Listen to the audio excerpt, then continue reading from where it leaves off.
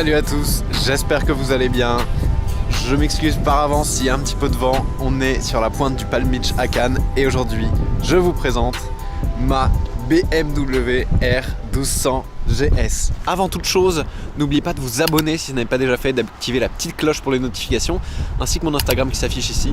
C'est très important, ça fait plus de followers, donc plus de vues, et donc ensuite potentiellement beaucoup plus de contenu stylé pour vous. Je vous remercie de votre engagement et de votre fidélité. Maintenant, passons à la vidéo. Je l'ai récupéré il y a très peu de temps chez BMW Premium Motors, BMW Motorrad à Nice. Et en fait, pourquoi j'ai acheté cette moto? Le Monster Ducati, ça fait 3 ans que je l'ai. J'avais envie de changer un petit peu. Et quand je suis allé au Bol d'Or avec BMW Motorrad, j'ai fait le chemin depuis Toulon jusqu'au Castellet en BMW S1000RR. Et ensuite, une fois que j'avais le dos cassé et que j'en pouvais plus dans les avant-bras, j'ai échangé avec une R1250 GS et je suis vraiment tombé amoureux de cette moto. Je vous mets quelques images. Allez!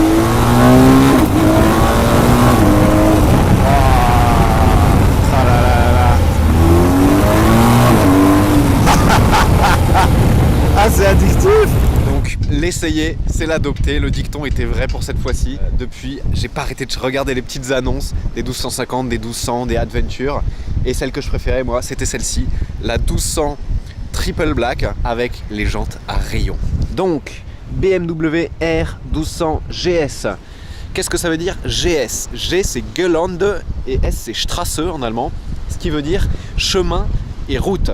Donc c'est un trail qui est fait pour le tout-terrain et pour la route. Même si, on va pas se le cacher, on voit beaucoup plus de ce trail à Paris, sur le périph' parisien, que sur les chemins boueux. Mais bon, il peut faire les deux. Et donc Triple Black, qu'est-ce que c'est? En fait, c'est la livrée de la moto, ça veut dire qu'elle est toute noire. On a le moteur noir, la peinture ici en noir brillant, ici la transmission à cardan qui est noire, et c'est à ça qu'on reconnaît la Triple Black. Et sur cette moto, il y a deux choix de roues, des roues à bâton ou alors des jantes à rayons comme ça, avec les rayons vraiment sur l'extérieur qui font que ce sont des jantes tubeless et c'est vraiment magnifique. Les rayons croisés comme ça, je voulais absolument ça parce que celles avec les jantes en dur, moi je les trouve pas très jolies. Donc R1200 GS. 1200 c'est pour la cylindrée, c'est un 1170 cm3 pour être précis. C'est un bicylindre à plat, donc il y a un cylindre dans ce sens là et l'autre de l'autre côté. C'est un moteur de type boxer, 125 chevaux, 125 Nm de couple. Le bébé avec les pleins, avec le plein qui fait 20 litres, il fait 244 kg. Donc c'est un beau bébé, ça me change de la Ducati qui faisait un peu plus de 160 kg à sec. Faut s'y habituer, elle est plus haute, elle est plus lourde, mais la particularité de la GS, c'est qu'une fois que tu es dessus et qu'elle roule, c'est comme un vélo, c'est impressionnant. Et la particularité aussi de la GS, c'est que c'est la moto de grosse cylindrée la plus vendue au monde. Celle-ci, je lui ai fait mettre un top case parce que je voulais faire des voyages avec et tout. Et en vrai, si tu peux rien stocker et que tu es obligé de te trimballer un sac à dos, c'est un peu compliqué. Celui-ci, le Tracker Outback de 58 litres. En volume, tu peux mettre 2 casques intégraux dedans. Puis il y a des petits dossers ici si tu as un passager qui, comme ça, il peut s'appuyer dessus. Évidemment, tu peux prendre 2 personnes. Tu peux régler la selle en hauteur, la descente de 850 à 820 mm, même si tu n'as pas pris l'option châssis bas. Il y a une béquille centrale qui est pratique quand tu veux faire le plein de la moto. Alors faut s'habituer un peu à la mettre sur la béquille centrale, hein, c'est un coup à prendre. Ici, ce que c'est ça en fait, quasiment tout le long, c'est le support du GPS. Mais le GPS BMW, honnêtement, moi je le trouve vraiment pas terrible. Du coup, j'ai pas pris le GPS. Au lieu de ça, j'ai acheté ce petit truc sur Amazon qui permet de mettre ton iPhone et de le recharger en même temps sur le support du GPS BMW. Genius. Donc celle-ci a l'option démarrage sans clé. Donc j'ai la clé dans la poche. En fait, d'ailleurs, une clé qui ressemble à une clé de voiture, hein, tu vois, c'est ça. Hop. Et en fait, pour démarrer, tu mets pas la clé, t'appuies ici, hop, ça met le contact, et ensuite tu as juste à appuyer ici, et elle démarre. On va écouter le bruit de moteur dans une seconde, ne vous inquiétez pas. Et ce petit bouton, il permet aussi de verrouiller le guidon, donc tu le tournes, tu restes appuyé, et ça verrouille le guidon. Celle-ci dispose du régulateur de vitesse, donc ça c'est très bien quand tu fais de l'autoroute. Poignée chauffante sur 2 niveaux, ça c'est extraordinaire, ça change la vie. Parce que quand tu fais de la moto, si tu as déjà fait de la moto, tu sais que tes mains sont l'endroit le plus vulnérable de ton corps quand tu roules. Et donc d'ici d'avoir les poignées chauffantes, c'est un réconfort mais incroyable. On a plusieurs modes de conduite et ça je vais vous l'expliquer en roulant. On a des phares full LED ici, avec une détection de la luminosité ambiante automatique. Donc il s'allume quand il fait nuit ou dans un tunnel tout seul. Et sinon c'est juste la signature lumineuse à LED comme ça qui reste allumée, je trouve ça magnifique. On a des clignotants à LED, avant, arrière. Et en fait c'est une moto qui vient avec 3 packs d'options. Le pack dynamique, le pack touring et le pack confort. À peu près tout ce qui est génial sur cette moto est en option, mais évidemment elles les ont toutes parce que sinon à la revente ça se revend pas une GS sans option. Donc je vais vous la démarrer. On va écouter le moteur, le bicylindre Boxer, le Flat Twin, et on va y aller. Attention, c'est parti. Donc c'est une sonorité assez grave, un petit peu métallique parce qu'on entend les cylindres, je sais pas comment dire, mais c'est un peu métallique, mais c'est un gros son grave. Ça va pas hurler dans les tours, ça monte jusqu'à... Je crois que le pic de puissance c'est à 7000 tours minute ou 6400, un truc comme ça. C'est assez bas, mais comme c'est un moteur de grosse cylindrée, c'est normal. Et j'adore la sonorité, elle est dingue.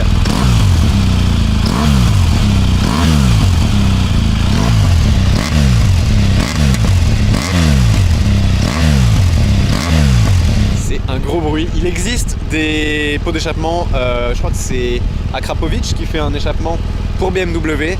On verra dans le futur si on change ça, mais pour l'instant on va rester avec le stock qui est l'échappement chrome avec ici les collecteurs chrome. Attention, c'est parti. Donc pour monter sur une GS, c'est assez haut, il n'y a pas besoin de l'enjamber et d'être très souple. Tu peux monter là, tu tiens les barres et puis ton pied il passe derrière au-dessus. En fait la béquille supporte sans problème ce poids là.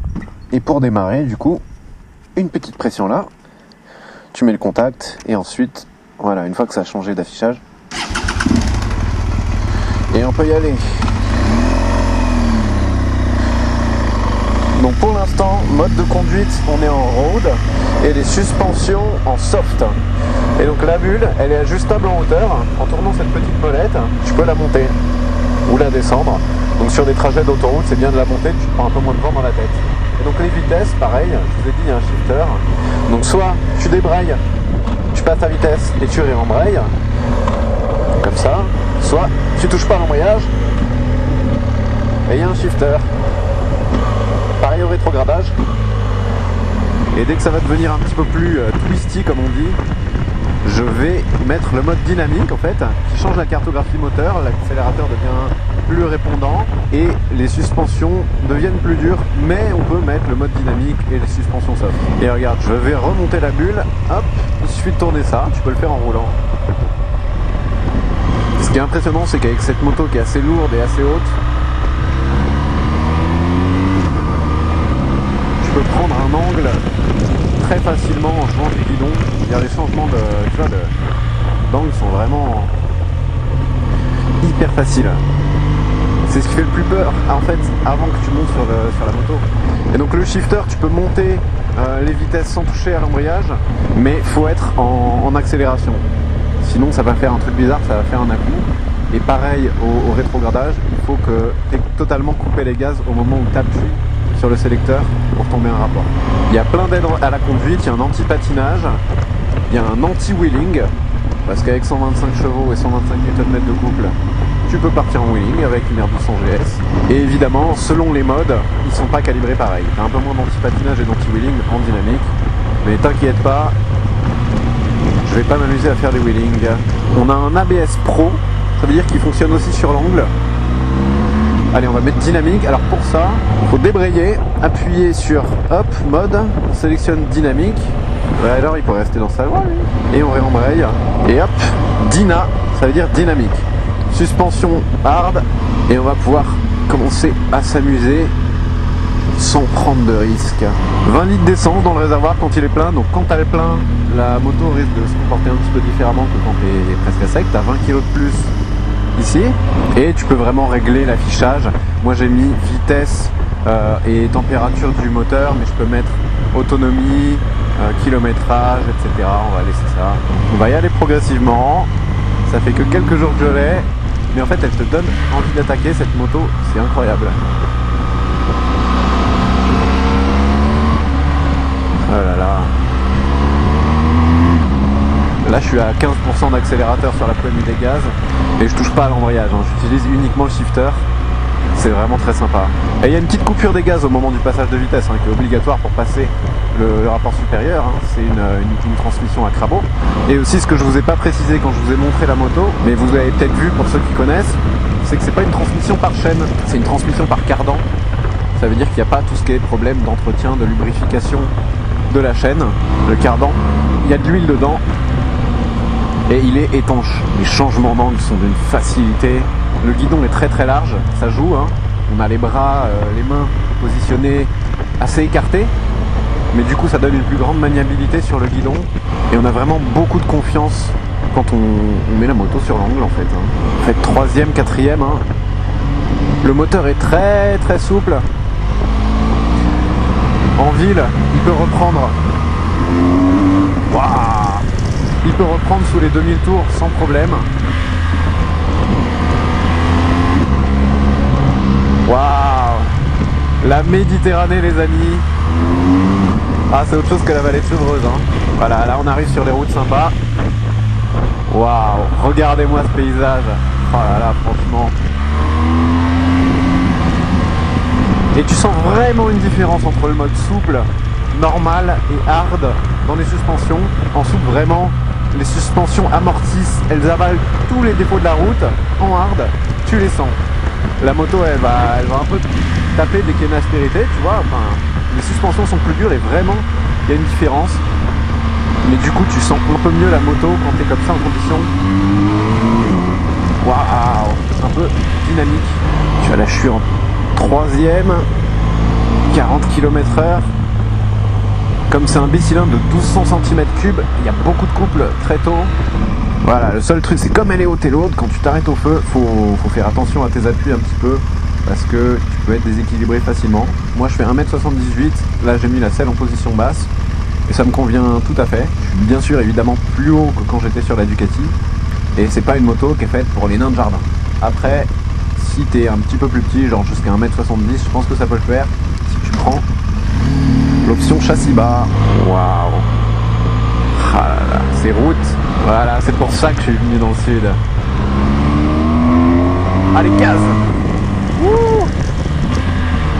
Et quand tu freines, la suspension avant se durcit. Ça, c'est exclusif à BMW, ce qui fait que la voiture ne plonge pas du tout. La voiture, excusez-moi, hein, déformation professionnelle. La moto ne plonge pas du tout quand tu fais un freinage appuyé. Et du coup, elle reste, l'assiette de la moto reste droite. Et plutôt que quand tu freines, qu'elle plonge comme ça, voilà, elle reste droite. Et tu as un sentiment d'un freinage puissant. On a aussi un freinage couplé sur la GS. Ça veut dire que quand tu actionnes le frein avant, ça déclenche aussi le frein arrière, un peu plus légèrement. Wouh.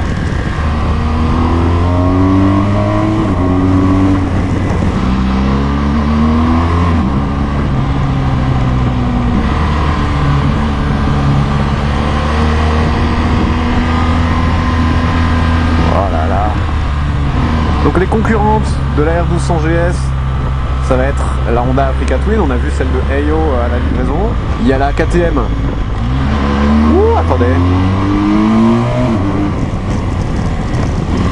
La KTM Super Adventure 1290, elle fait 160 chevaux, contrairement aux 125 de cette île, la R1200 GS. La Ducati Multistrada aussi fait 160 chevaux. Mais bon, qui a vraiment besoin d'un trail qui peut prendre 250 km/h.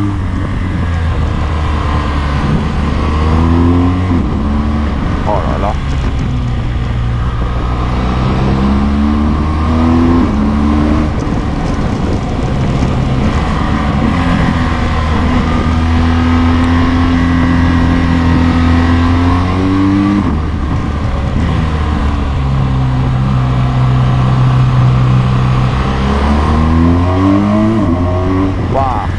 Un petit peu la roue avant qui se déleste, mais l'anti-wheeling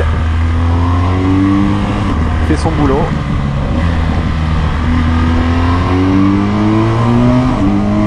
Waouh, ça c'était full gaz. Ouh, oh là là, c'est la mienne. Oh là là, je suis tellement content.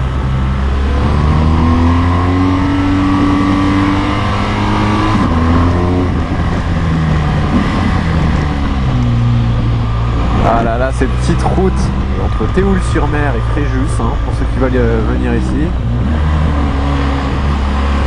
sont juste fabuleuses.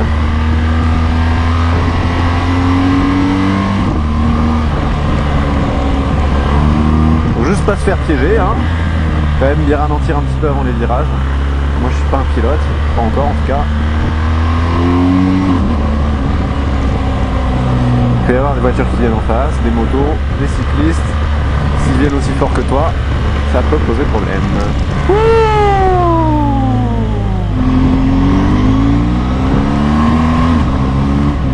Il y a tellement de couples, c'est d'une facilité pour doubler.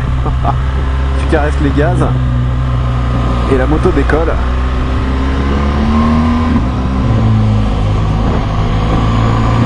Oh là là les amis, j'espère que vous kiffez cette vue là.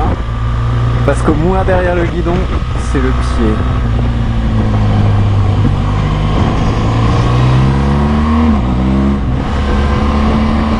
Oh là là là là.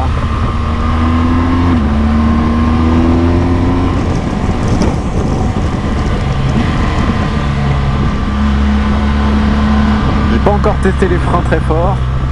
C'est pas comme sur une voiture où tu peux écraser les freins en toute impunité. Il faut faire un petit peu attention, hein.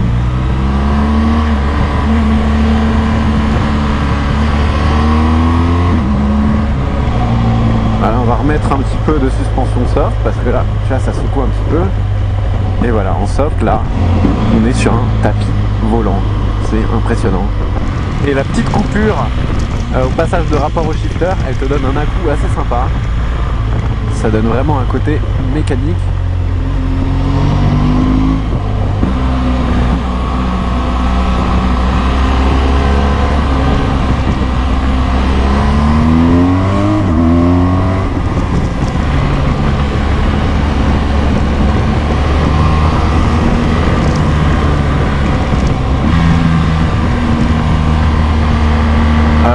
Et voilà, on va s'arrêter là.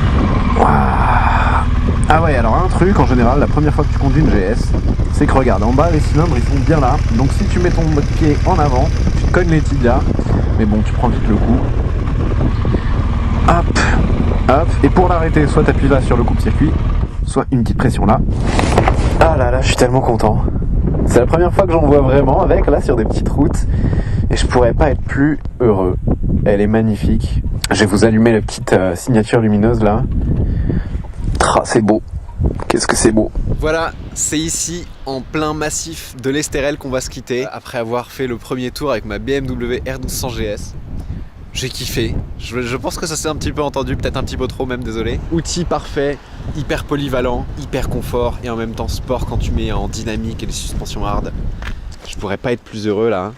Je vais la remonter par la route à Paris. Il y a plein d'aventures qui vont se profiler avec. J'espère que vous avez kiffé.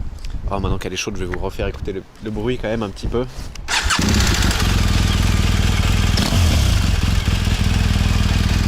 Là, on est en dynamique.